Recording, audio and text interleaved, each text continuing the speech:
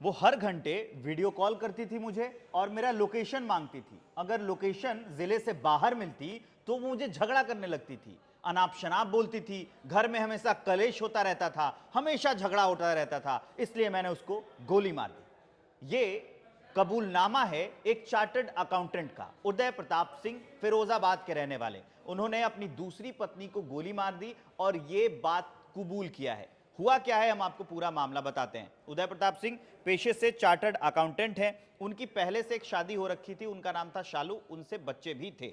उसके बाद इन्होंने दूसरी शादी की और उस दूसरी शादी की महिला ने इनका जीवन कर दिया था नरक। उदय अपनी दूसरी पत्नी ममता को खुश करने के लिए महंगे महंगे गिफ्ट भी देता था। उसने कुछ दिनों पहले ही 22 अक्टूबर को कार दी थी। 23 अक्टूबर को जो दूसरी पत्नी थी ममता और उदय ने मिलकर उसका पूजा भी किया था, उसने घर दिलवाया था। उदय ने अब कबूल किया है कि इतने सारे चीज़ों के बावजूद भी दूसरी पत्नी खुश नहीं थी और उसने उसकी ज़िंदगी तबाह कर। उदय प्रताप सिंह ने कहा है कि 3 साल पहले उनकी मुलाकात ममता से हुई थी और दोनों काम के दौरान करीब आ गए थे।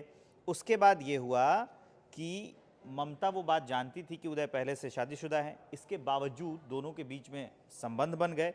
कई दिनों तक एक दूसरे से वो मिलते जुलते रहे थे।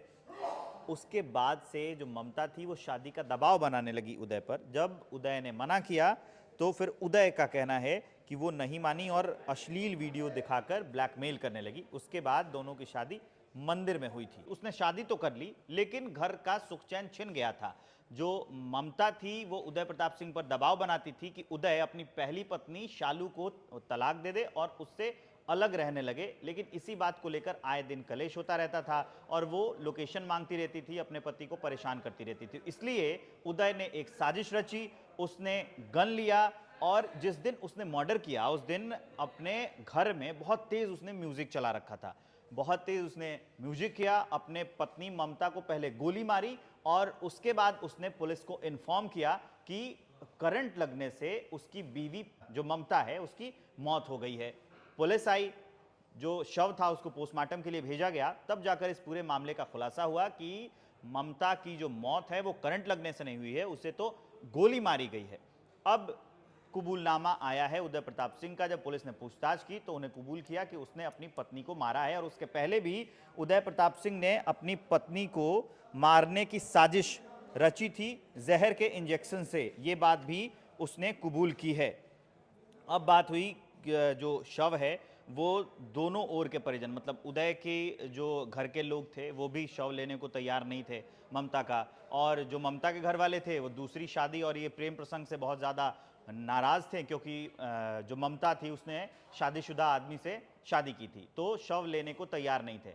अब इसमें पुलिस ने काम किया, पुलिस ने जाके ममता के घर वालों से बातचीत की और उसके बाद ममता के भाई ने ममता का शव लिया और अंतिम संस्कार कर दिया गया है। तो ये फिरोज़ाबाद का पूरा मामला है कि एक शादीशुदा आदमी प्यार में पड़ता है और दोनों की शादी होती है, फिर दोनों एक दूसरे का जीना बहाल कर देते हैं, मुहाल कर देते हैं और एक दूसरे की ज़िंदगी कर देते हैं नरक। उसके बाद बात पहुंच आती है मर्डर तक।